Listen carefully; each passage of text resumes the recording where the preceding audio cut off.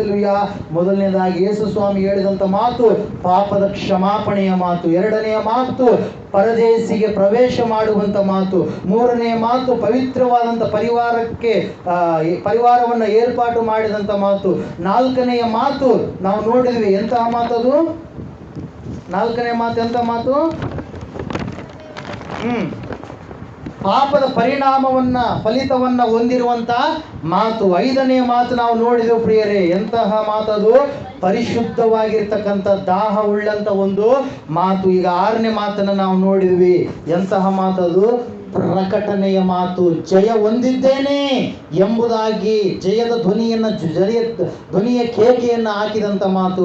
ಅವಾಗ ಯೇಸು ಸ್ವಾಮಿ ತನ್ನ ಬಾಯಿಯ ಮೂಲಕವಾಗಿ ಕೊನೆಯ ಮಾತನ್ನು ಏನು ಮಾಡ್ತಾ ಇದ್ದಾನೆ? ಆತ ಬಿಡುಗಡೆ ಮಾಡ್ತಾ ಇದ್ದಾನೆ. ಆ ಕೊನೆಯ ಮಾತು ಏನಂದ್ರೆ, ಪರಲೋಕದ ತಂದೆಯ ಅಧಿಕಾರ ಏನಿದೆ, ದೇವರ ಅಧಿಕಾರ ಏನಿದೆ, ಆ ಅಧಿಕಾರವನ್ನು ತಿಳಿಸುವಂತ ಮಾತು, ಕೊನೆಯ ಮಾತು. Hallelujah, praise the lord. ನಿಮ್ಮ ಸತ್ಯವೇದ ಪುಸ್ತಕಗಳಲ್ಲಿ ಲೂಕನು ಬರೆದ ಸುವಾರ್ತೆ 23ನೇ ಅಧ್ಯಾಯ 46ನೇ ವಾಕ್ಯ ತೆಗಿರಿ. ಒಂದು ಸಂದರ್ಭದಲ್ಲಿ 23ನೇ ಅಧ್ಯಾಯ 46ನೇ ವಾಕ್ಯ.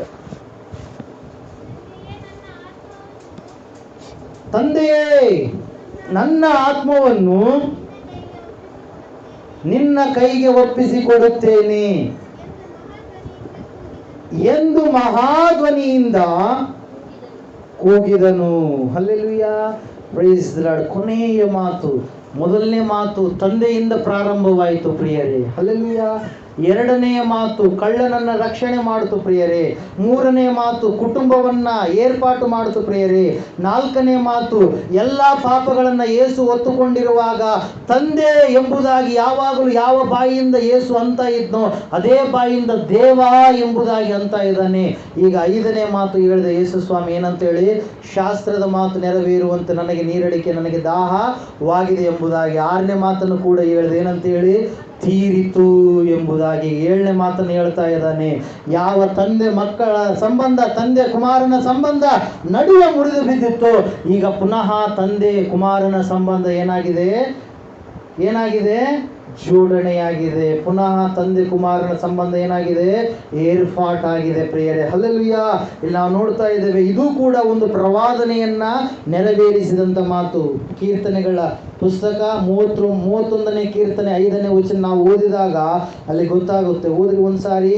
ನೀನೇ ನನಗೆ ಆಧಾರವಲ್ಲವೇ, ನನ್ನ ಆತ್ಮವನ್ನು ನಿನ್ನ ಕೈಗೆ ಒಪ್ಪಿಸಿ ಕೊಡುತ್ತೇನೆ. Hallelujah, praise God. ಈ ಲೋಕದಲ್ಲಿ ಜನರು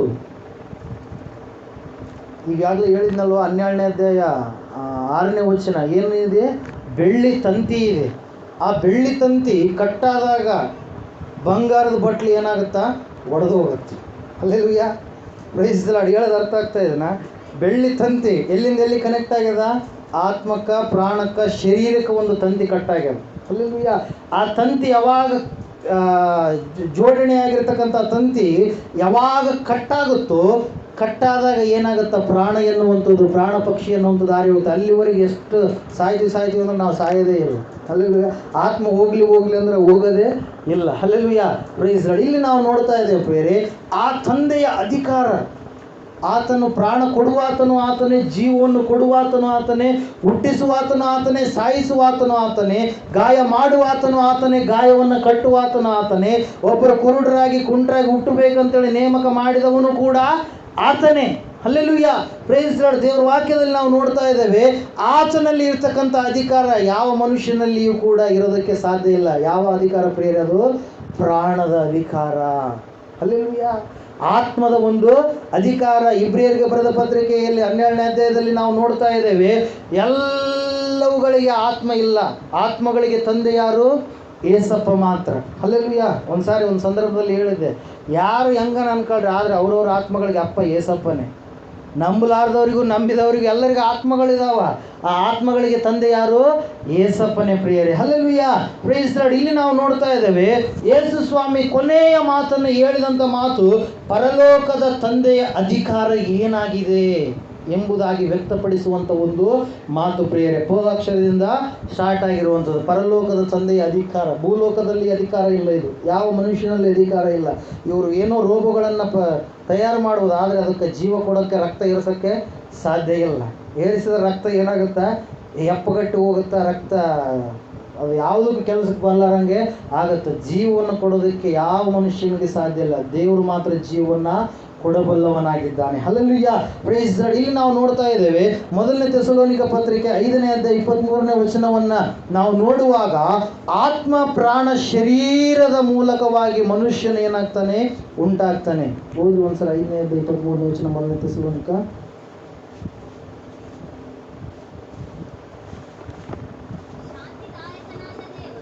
ಶಾಂತಿದಾಯಕನಾದ ದೇವರು ತಾನೇ ನಿಮ್ಮನ್ನು ಪರಿಪೂರ್ಣವಾಗಿ ಪವಿತ್ರ ಮಾಡಲಿ. 5:23 ಮೊದಲನೇ ಥೆಸಲೋನಿಕ. ಯೇಸು ಕ್ರಿಸ್ತನ ಪ್ರತ್ಯಕ್ಷನಾದಾಗ ನಿಮ್ಮ ಆತ್ಮ ಪ್ರಾಣ ಶರೀರಗಳು ದೋಷವಿಲ್ಲದೆ ಸಂಪೂರ್ಣವಾಗಿ ಕಾಣಿಸುವಂತೆ ಕಾಪಾಡಲ್ಪಡಲಿ. ಹಲ್ಲೆಲೂಯಾ. ಮನುಷ್ಯನು ಹೆಂಗೆ ಮಾಡಲ್ಪಟ್ಟಿದ್ದಾನೆ? ಆತ್ಮ, ಪ್ರಾಣ, ಶರೀರ, ಇವು ಮೂರು ಕೂಡಿದಾಗ ಮನುಷ್ಯನೆಂಬುದಾಗಿ ನಾವು ನೋಡ್ತೀವಿ. ಆತ್ಮ ಎನ್ನುವಂಥದ್ದು ಹೊರಗಡೆ ಹೋದಾಗ, ತಂತಿ ಕಟ್ಟಾದಾಗ ಏನಾಗುತ್ತೆ? ಸಾವು ಬರುತ್ತೆ ಪ್ರಿಯರೇ. ಹಲ್ಲೆಲೂಯಾ. ಇಲ್ಲಿ ನಾವು ನೋಡ್ತಾ ಇದ್ದೇವೆ, ಆತ್ಮ ಎಲ್ಲಿಂದ ಬಂದಿದೆ? ಪ್ರತಿಯೊಬ್ಬರ ಆತ್ಮ, ನಂಬಿದವ್ರದ್ದು ನಂಬಲಾರ್ದು ಎಲ್ಲರದ್ದು ಎಲ್ಲಿಂದ ಬಂದಿದೆ? ದೇವಲೋಕದಿಂದ, ಪರಲೋಕದಿಂದ ಬಂದಿದೆ. ಅದರ ಕುರಿತಾಗಿ ಪ್ರಸಂಗಿ 12ನೇ ಅಧ್ಯಾಯ 7ನೇ ವಚನ, ಮಣ್ಣು ಭೂಮಿಗೆ ಸೇರಿ ಇದ್ದ ಹಾಗಾಗುವುದು, ಆತ್ಮವು ತನ್ನನ್ನು ದಯಪಾಲಿಸಿದ ದೇವರ ಬಳಿಗೆ ಸೇರುವುದು ಎಂಬುದಾಗಿ ವಾಕ್ಯ ಇರುತ್ತೆ ಪ್ರಿಯರೇ. ಹಲ್ಲೆಲೂಯಾ. ಇಲ್ಲಿ ನಾವು ನೋಡ್ತಾ ಇದ್ದೇವೆ, ಯೇಸು ಸ್ವಾಮಿ ಅವರು ಹೇಳ್ತಾ ಇದ್ದಾರೆ, ನನ್ನ ಆತ್ಮವನ್ನ ನಿನ್ನ ಕೈಗೆಯೇ ನಾನು ಏನ್ ಮಾಡ್ತಾ ಇದ್ದೇನೆ? ಒಪ್ಪಿಸಿಕೊಡ್ತಾ ಇದ್ದೇನೆ. ಆತ್ಮ ಎಲ್ಲಿಂದ ಬಂದಿದೆ? ಯೇಸುವಿಗೆ ಗೊತ್ತು. ಹಲ್ಲೆಲೂಯಾ. ತಾನು ಎಲ್ಲಿಂದ ಬಂದವನು ಯೇಸುವಿಗೆ ಗೊತ್ತು. ತಾನು ಏನ್ ಮಾಡ್ತಾ ಇದ್ದಾನೆ? ಅದನ್ನ ಒಪ್ಪಿಸಿಕೊಡ್ತಾ ಇದ್ದಾನೆ ಪ್ರಿಯರೇ. Hallelujah, praise the lord. ಮನುಷ್ಯನು ಆತ್ಮ ಪ್ರಾಣ ಶರೀರವಾದಾಗ ಅವನೇನಾಗ್ತಾನೆ? ಮನುಷ್ಯನೆಂಬುದಾಗಿ ಕರೆಯಲ್ಪಡ್ತಾನೆ ಪ್ರಿಯರೇ. ಮರಣ ಅಂದರೆ ಯಾವುದಕ್ಕೆ ಸಾದೃಶ್ಯ? ಆತ್ಮ ಮತ್ತು ಶರೀರ ಬೇರ್ಪಟ್ಟಾಗ ಆಗುವಂಥದ್ದಕ್ಕೆ ನಾವೇನಂತ ಕರಿತೀವಿ? ಸಾವು ಎಂಬುದಾಗಿ, ಮರಣ ಎಂಬುದಾಗಿ. Hallelujah, praise the lord. ಈಗಾಗಲೇ ನಾನು ನಿಮಗೆ ಓದಿಸಿದ್ನಲ್ವ, ಜಕರಿಯನ ಗ್ರಂಥ 12ನೇ ಅಧ್ಯಾಯ 1ನೇ ವಚನ, ಮನುಷ್ಯರೊಳಗೆ ಜೀವಾತ್ಮವನ್ನು ಸೃಷ್ಟಿಸುವಂಥವನು ಯಾರು? ಯೆಹೋವನು, ದೇವರು ಎಂಬುದಾಗಿ. Hallelujah, praise the Lord. ಈ ಲೋಕದಲ್ಲಿ ದೇವರು ಕೊಟ್ಟಿರುವಂಥದ್ದನ್ನು ದೇವರಿಗೆ ಪುನಃ ನಾವೇನು ಮಾಡಬೇಕು ಪ್ರಿಯರೇ? ಒಪ್ಪಿಸಿಕೊಡಲೇಬೇಕು. Hallelujah, praise the Lord. ದೇವರ ವಾಕ್ಯದಲ್ಲಿ ನಾವು ನೋಡ್ತಾ ಇದ್ದೇವೆ, ಯೇಸು ಸ್ವಾಮಿ ಏನು ಮಾಡ್ತಾ ಇದ್ದಾರೆ ಅಂದರೆ, ತಂದೆಯೇ ನಿನ್ನ ಕೈಗೆ ನಾನು ಏನು ಮಾಡ್ತಾ ಇದ್ದೇನೆ? ನನ್ನ ಆತ್ಮವನ್ನು ಒಪ್ಪಿಸಿಕೊಡ್ತಾ ಇದ್ದೇನೆ. Hallelujah, praise the lord. ಆತನಿಗೆ ಗೊತ್ತು. Hallelujah, praise the lord. ಇಲ್ಲಿ ನಾವು ನೋಡ್ತಾ ಇದ್ದೇವೆ ಪ್ರಿಯರೇ, ಯೋಹಾನ ಬರೆದ ಸುವಾರ್ತೆ 10ನೇ ಅಧ್ಯಾಯ 29ನೇ ವಚನ ಒಂದ್ಸಾರಿ ಓದ್ರಿ. ಯಾಕೆ ದೇವರ ಕೈಗೆ ಒಪ್ಪಿಸಿಕೊಡ್ತಾ ಇದ್ದಾನಂದ್ರೆ, ದೇವರ ಕೈ ಎನ್ನುವಂಥದ್ದು ಭದ್ರತೆಯ ಒಂದು ಸಂಕೇತವಾಗಿದೆ. ಯೋಹಾನ ಬರೆದ ಸುವಾರ್ತೆ 10ನೇ ಅಧ್ಯಾಯ 29ನೇ ವಚನ, ನನ್ನ ತಂದೆಯು ನನಗೆ ಕೊಟ್ಟದ್ದು ಎಲ್ಲಕ್ಕಿಂತ ದೊಡ್ಡದು, ಅದನ್ನು ತಂದೆಯ ಕೈಯೊಳಗಿಂದ ಯಾರು ಕಸಕೊಳ್ಳಲಾರರು. ಹಲ್ಲೆಲೂಯಾ. ಯಾಕೆ ತಂದೆ ಕೈಗೆ ಒಪ್ಪಿಸಿಕೊಡ್ತಾ ಇದ್ದಾನೆ? ತಂದೆ ಕೈ ಭದ್ರತೆಯ ಒಂದು ಕೈಯಾಗಿದೆ ಪ್ರಿಯರೇ. Hallelujah, praise the lord. ಒಂದೊಂದು ಮಾತು ಕೂಡ ಈಗ ಇನ್ನು ನಾನು ಸಂಕ್ಷಿಪ್ತವಾಗಿ ಹೇಳ್ತಾ ಇದ್ದೀನಿ. ಒಂದೊಂದು ಮಾತು ಹೇಳಿಕೆಯಲ್ಲಿ ಕೂತ್ರಪ್ಪ ಒಂದೊಂದು ದಿನನೇ ಆಗುತ್ತೆ. Hallelujah, praise the lord. ಇಲ್ಲಿ ನಾವು ನೋಡ್ತಾ ಇದ್ದೇವೆ, ಆತನ ಕೈ ಎಂಥ ಕೈ ಅದು? ಎಂಥ ಕೈ? ಅದ್ಭುತ ಆಶ್ಚರ್ಯ ಕಾರ್ಯಗಳನ್ನು ಮಾಡುವಂತಹ ಕೈಯಾಗಿದೆ. 118ನೇ ಕೀರ್ತನೆಯಲ್ಲಿ ನಾವು ನೋಡ್ತಾ ಇದ್ದೇವೆ, ಆತನ ಬಲಗೈ ಉನ್ನತವಾಗಿದೆ, ಆತನ ಬಲಗೈ ಪರಾಕ್ರಮ ಕಾರ್ಯಗಳನ್ನು ಮಾಡುತ್ತದೆ. ಕೀರ್ತನೆಗಳು 16ನೇ ಅಧ್ಯಾಯ ಕೊನೆಯ ವಚನದಲ್ಲಿ ನಾವು ನೋಡ್ತಾ ಇದ್ದೇವೆ, ಆತನ ಬಲಗೈಯಲ್ಲಿ ಪರಿಪೂರ್ಣವಾದಂಥ ಒಂದು ಸಂತೋಷವಿದೆ. ಹಲ್ಲೆಲೂಯಾ, ಆತನ ಸಮ್ಮುಖದಲ್ಲಿ ಪರಿಪೂರ್ಣವಾದಂಥ ಸೌಭಾಗ್ಯವಿದೆ ಎಂಬುದಾಗಿ ನಾವು ನೋಡ್ತಿದ್ದೇವೆ. ಹಲ್ಲೆಲೂಯಾ. ಆ ಕೈಯೊಳಗಡೆ ನಾನು ನನ್ನ ಆತ್ಮವನ್ನ ಒಪ್ಪಿಸಿಕೊಡ್ತಾ ಇದ್ದೇನೆ ಎಂಬುದಾಗಿ ಯೇಸು ಸ್ವಾಮಿ ಹೇಳ್ತಾ ಇದ್ದಾನೆ. Hallelujah, praise the lord. ಕೆಳಗಡೆ ಎಲ್ಲರೂ ಟಾರ್ಚರ್ ಕೊಡ್ತಾ ಇದ್ದಾರೆ ಪ್ರಿಯರೇ. ಯೇಸುವೇ ನೀನು ರಕ್ಷಕನಲ್ವೇ, ಇಳಿದು ಬಾ ಇಳಿದು ಬಾ ಇಳಿದು ಬಾ ಅಂತೇಳಿ ಸೈತಾನ್ ಒಬ್ಬೊಬ್ಬನೊಳಗೆ ಹೋಗಿ ಏನು ಮಾಡ್ತಾ ಇದ್ದಾನೆ? ಇಳಿದು ಬಾ ಅಂತೇಳಿ ಹೇಳಿಸ್ತಾ ಇದ್ದಾನೆ ಪ್ರಿಯರೇ. Hallelujah, praise the lord. ಆದರೆ ಯೇಸು ಏನು ಮಾಡಲಿಲ್ಲ? ಆ ಒಂದು ಶಬ್ದಗಳಿಗೆ, ಆ ಒಂದು ಅವಮಾನ ತರುವಂಥ ಕೇಕೆಗಳಿಗೆ ಆತನು ತನ್ನ ಕಿವಿಯನ್ನು ಕೊಡಲಿಲ್ಲ ಪ್ರಿಯರೇ. ಆತನು ಹೇಳ್ತಾ ಇದ್ದಾನೆ, ನನ್ನ ಆತ್ಮವನ್ನು ನಾನು ತಂದೆಯ ಬಳಿಗೆನೆ, ತಂದೆಯ ಕೈಗೆ ನಾನು ಒಪ್ಪಿಸಿಕೊಡ್ತಾ ಇದ್ದೀನಿ ಅಂತೇಳಿ ಒಳ್ಳೆಯದು ಏನಂತ ಹೇಳ್ತಾ ಇದ್ದ ದೊಡ್ಡ ಕೇಕೆಯನ್ನು ಹಾಕಿ ಆತನು ಏನು ಮಾಡ್ತಾ ಇದ್ದಾನೆ, ಈ ಕಾರ್ಯವನ್ನು ಮಾಡ್ತಾ ಇದ್ದಾನೆ. ಯಾಕಂದರೆ ದೇವರೇ ಎಲ್ಲದಕ್ಕೂ ಕೂಡ ಆಧಾರವಾಗಿರುವವನಾಗಿದ್ದಾನೆ ಪ್ರಿಯರೇ. Hallelujah, praise lord. ಇಲ್ಲಿ ನಾವು ನೋಡ್ತಾ ಇದ್ದೇವೆ 18ನೇ ವಚನ ನಾವು ಓದಿದ್ರೆ ಅಲ್ಲಿ ಗೊತ್ತಾಗುತ್ತೆ, ನನ್ನ ಪ್ರಾಣವನ್ನು ಯಾರೂ ನನ್ನಿಂದ ತೆಗೆದುಕೊಳ್ಳಲಾರರಷ್ಟೇ, ನನ್ನಷ್ಟಕ್ಕೆ ನಾನೇ ಅದನ್ನು ಕೊಡುತ್ತೇನೆ ಮತ್ತು ನನ್ನ ತಂದೆಯಿಂದ ಆ ಒಂದು ಅಧಿಕಾರವನ್ನು ನಾನು ಹೊಂದಿದ್ದೇನೆ, ಕೊಡುವುದಕ್ಕೂ ನನಗೆ ಅಧಿಕಾರವಿದೆ, ಪುನಃ ನನ್ನ ಪ್ರಾಣವನ್ನು ಪಡೆದುಕೊಳ್ಳುವುದಕ್ಕೂ ಕೂಡ ನನಗೆ ಅಧಿಕಾರ ಇದೆ ಎಂಬುದಾಗಿ ಯೇಸು ಸ್ವಾಮಿ ಏನು ಮಾಡ್ತಾ ಇದ್ದಾರೆ, ಈ ಮಾತನ್ನು ಹೇಳ್ತಾ ಇದ್ದಾರೆ ಪ್ರಿಯರೇ. Hallelujah, praise the Lord. 7ನೆಯ ಮಾತು ಪ್ರಿಯರೇ, ಯಾವಾಗ ಆತನು ಹೇಳಿದ ಮೇಲೆ ಆತನು ಏನು ಮಾಡ್ತಾ ಇದ್ದಾನೆ, ತನ್ನ ತಲೆಯನ್ನು ಪ್ರಾಣ ಬಿಡಬೇಕಾದ್ರೆ ಏನು ಮಾಡ್ತಾರೆ ಹೇಳ್ರಿ, ಪ್ರಾಣ ಬಿಡೋರು ಎಷ್ಟು ಜನ ನೋಡ್ರಿ, ಯಾರು ಬಿಡಿಲ್ಲ. ಹಲ್ಲೆಲೂಯಾ. ನಾನು ನಮ್ಮ ತಾತನ ಒಬ್ಬನೇ ನೋಡಿದ್ರು, ಬೇರೆ ಯಾರನ್ನು ನೋಡಿ. ಹಲ್ಲೆಲೂಯಾ. ನಮ್ಮ ತಾತ ಕಿಟಕಿ ಹತ್ರ ಹಿಂಗೆ ಕುತ್ಕೊಂಡಿದ್ರು, ಫುಲ್ಲು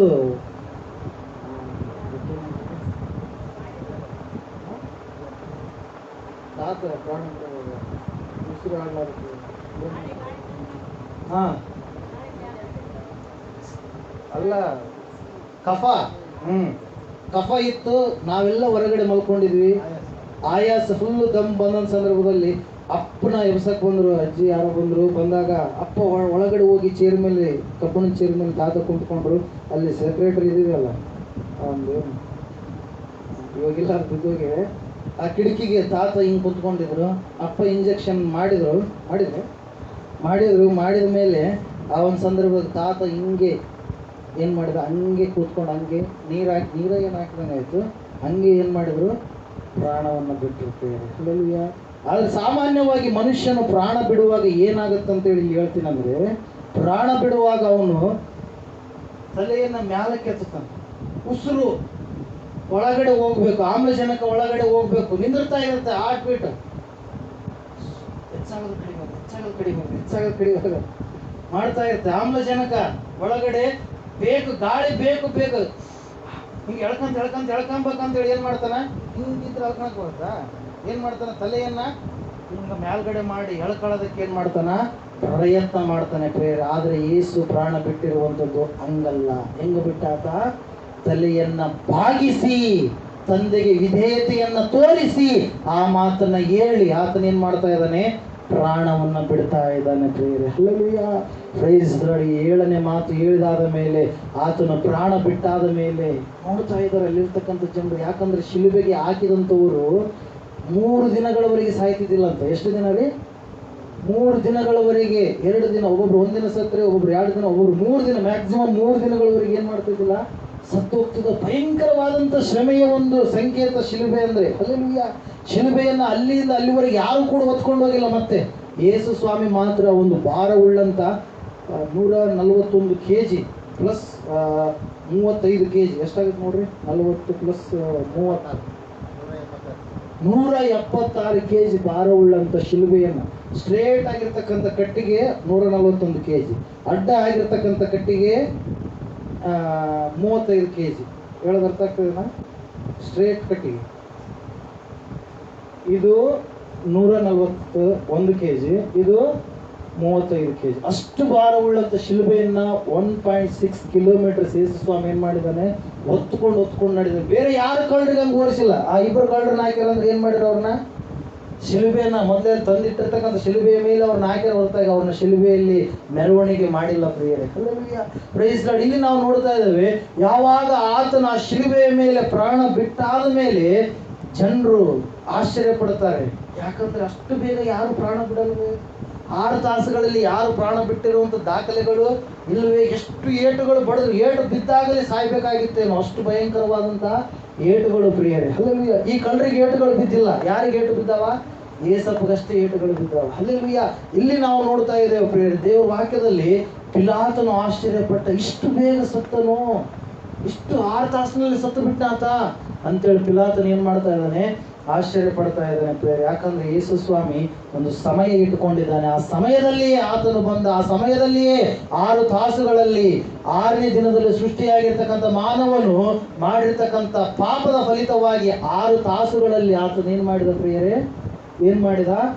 ನರಕ ಯಾತನೆಯನ್ನ ಶಿಲುಬೆಯ ಮೇಲೆ ಅನುಭವಿಸಿ 6 ತಾಸುಗಳಲ್ಲಿ 6ನೇ ಮಾತು ಏನಂತ ಹೇಳಿದ?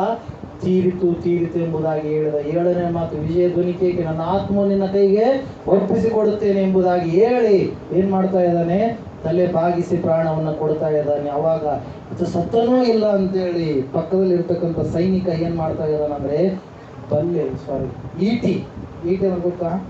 ಅವಾಗ ಬಾದರ್ಲೆ ಹಳೆ ಊರಾಗಿದ್ದವ್ರಿಗೆ ಗೊತ್ತಿರುತ್ತೆ. ಮೇಲ್ಗಡೆ ಹಾವುಗಳು ಬರ್ತಾ ಇದ್ವು.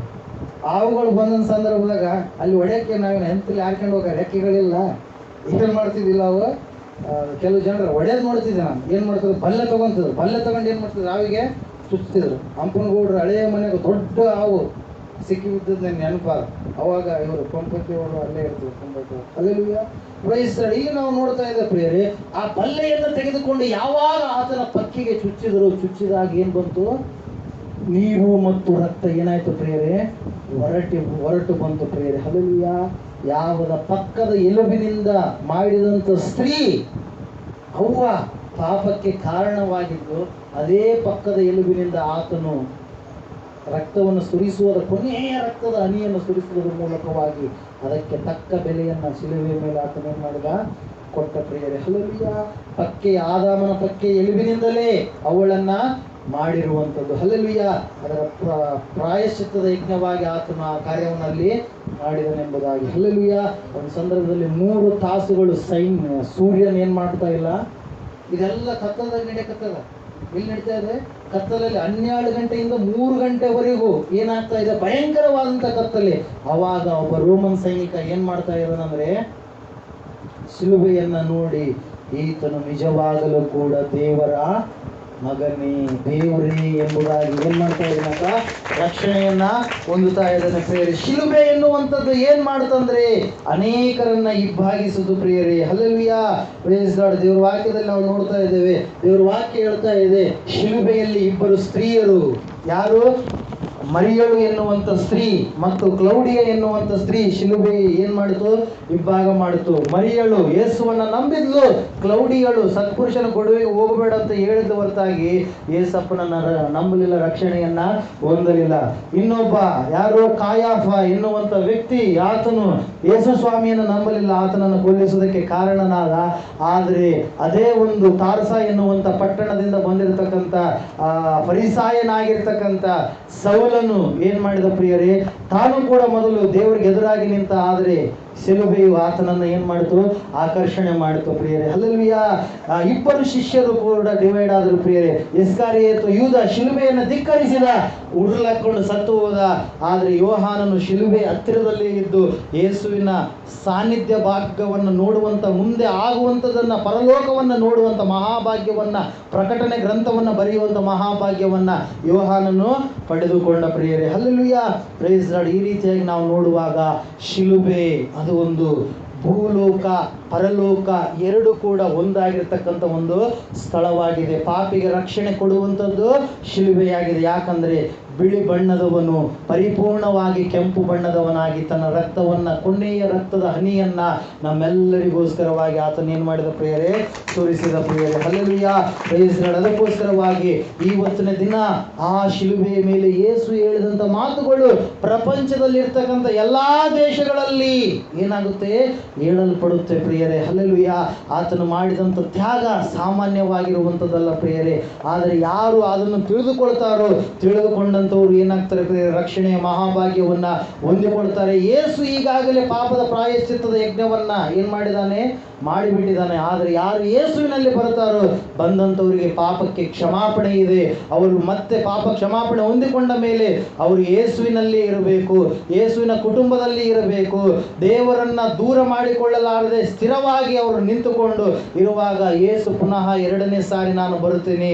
ಯಾವ ಗುಡ್ಡದ ಮೇಲೆ ನಾನು ಯಜ್ಞವಾಗಿ ಹೋಗಿದ್ದೆನೋ ಆ ಗುಡ್ಡದ ಹತ್ತಿರವಿರುವ ಓಲಿವ ಎನ್ನುವಂಥ ಎಣ್ಣೆ ಮರಗಳ ಗುಡ್ಡದ ಮೇಲೆ ನಾನು ಪುನಃ ನನ್ನ ಕಾಲುಗಳನ್ನು ಇಡ್ತೀನಿ.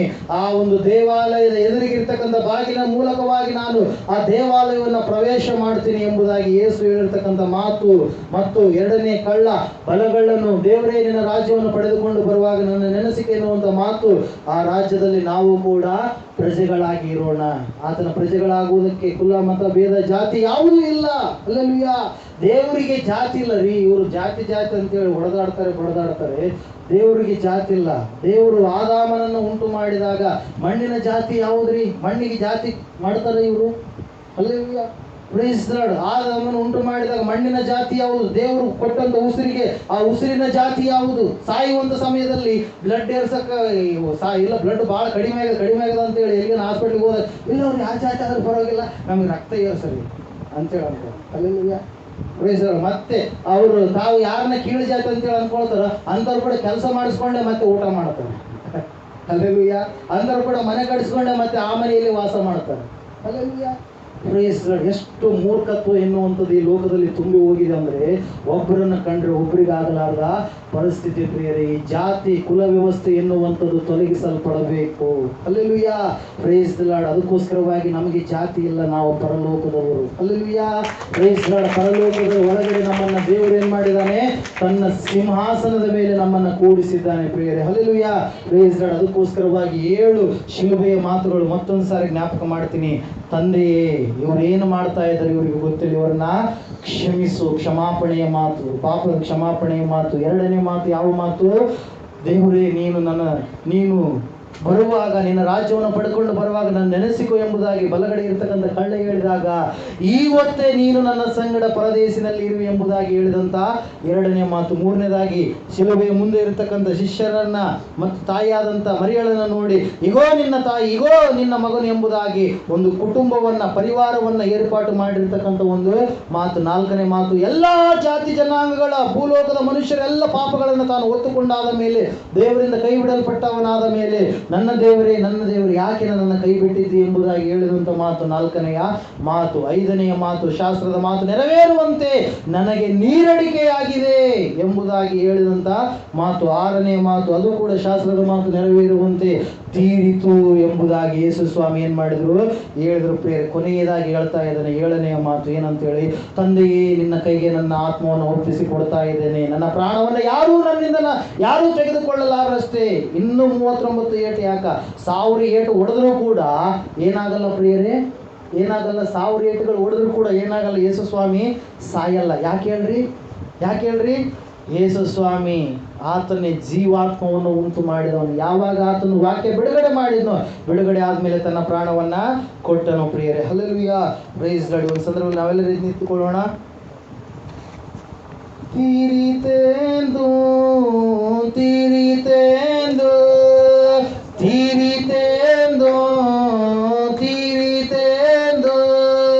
ಶಿಲುಬೆಯ ಮೇಲೆ ಹೋಗಿ ಸತ್ತನೋ, ಶಿಲುಬೆಯ ಮೇಲೆ ಹೋಗಿ ಸತ್ತನೋ. ಮರಿಯಳ ಪುತ್ರನೇ ಕೋರಿ ಮರಿಯೇ, ಮರಿಯಳ ಪುತ್ರನೇ ಕೋರಿ ಮರಿಯೇ, ಜರುಗಿದೆ ಘೋರಾಕಾಶ, ಜರುಗಿದೆ ಘೋರಾಕಾಶ. ಮರಿಯಳ ಪುತ್ರನೇ ಕೋರಿ ಮರಿಯೇ, ಮರಿಯಳ ಪುತ್ರನೇ ಕೋರಿ ಮರಿಯೇ, ಜರುಗಿದೆ ಘೋರಾಕಾಶ, ಜರುಗಿದೆ ಘೋರಾಕಾಶ.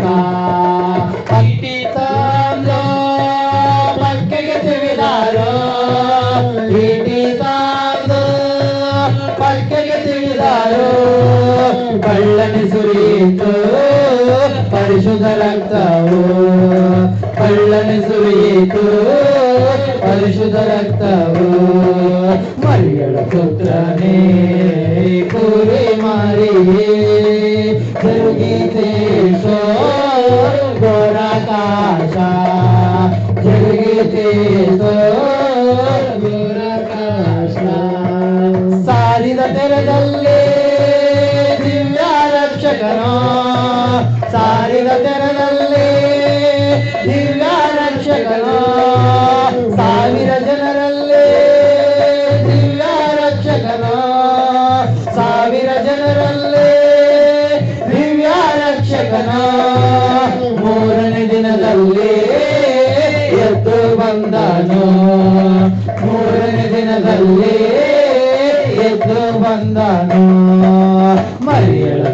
ಪುತ್ರನೇ ಕುರಿ ಮರಿಯೇ ಮರಿಗಳ ಪುತ್ರನೇ ಕುರಿ ಮರಿಯೇ ಜರುಗಿದೆ ಘೋರಾಕಾಶ ಜರುಗಿದೆ ಘೋರಾಕಾಶ.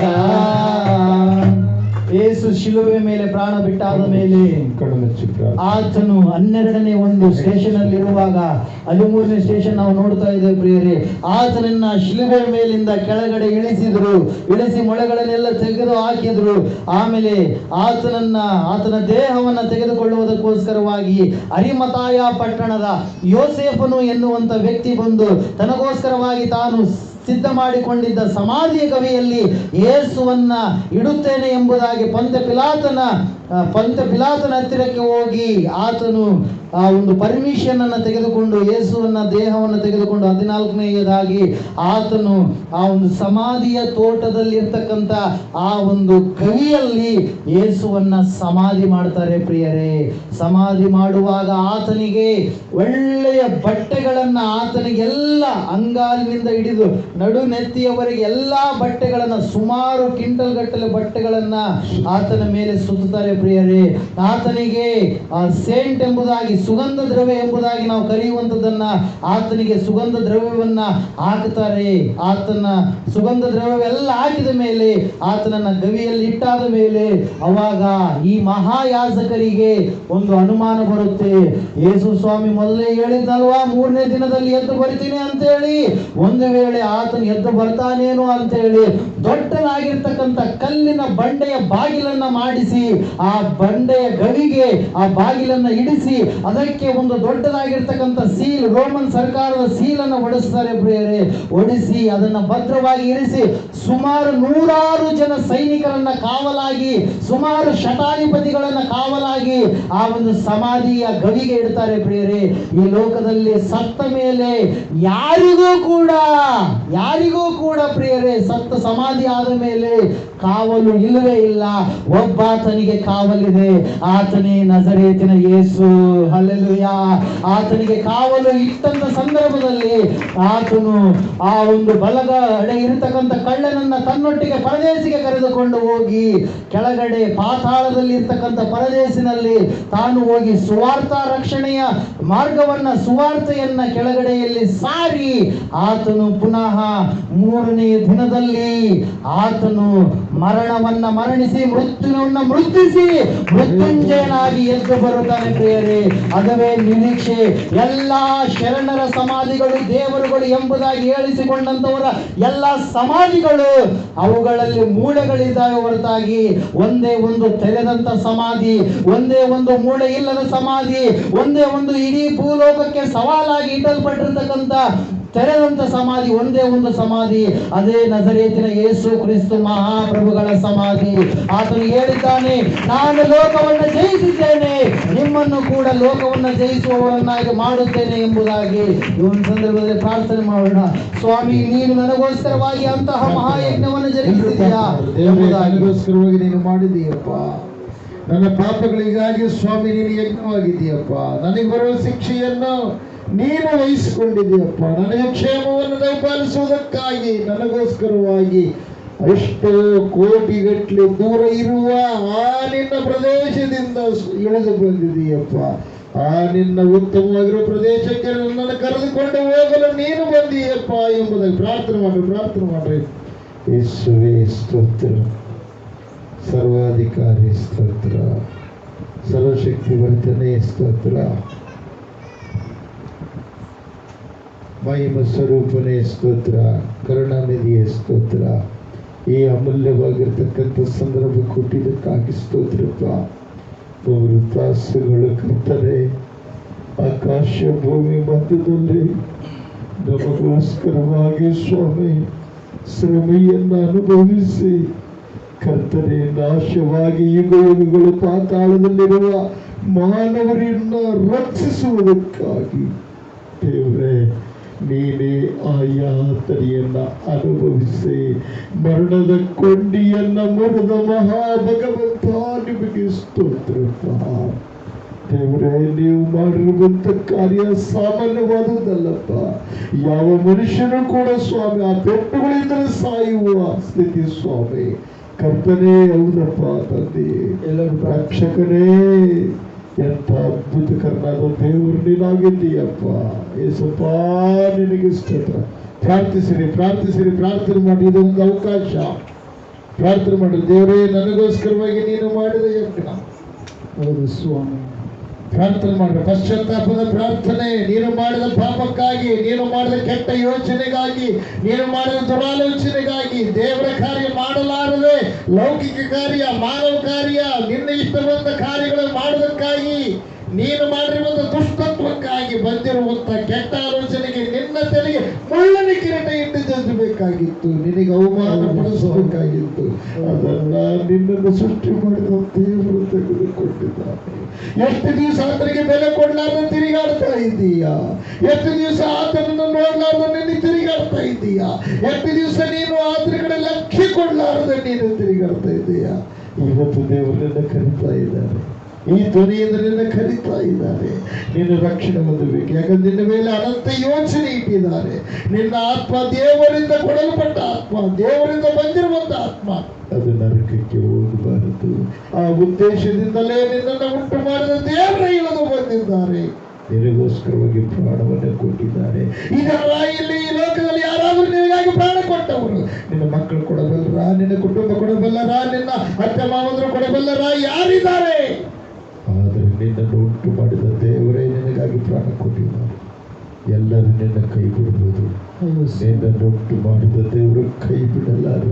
ತನ್ನ ಪ್ರಾಣವನ್ನೇ ಕೊಟ್ಟು ನಿನ್ನನ್ನು ರಕ್ಷಿಸುತ್ತಾರೆ. ಪ್ರಾರ್ಥನೆ ಮಾಡಿ, ಪ್ರಾರ್ಥನೆ ಮಾಡಿ. ಪಶ್ಚಾತ್ತಾಪದಿಂದ ಮಾಡಿದ ತಪ್ಪುಗಳನ್ನು ಕ್ಷಮಿಸಿ ಎಂಬುದಾಗಿ ಹೇಳ್ತೀವಿ. ಎಷ್ಟು ದಿವಸ ಸುಳ್ಳು ಹೇಳ್ತೀರಿ?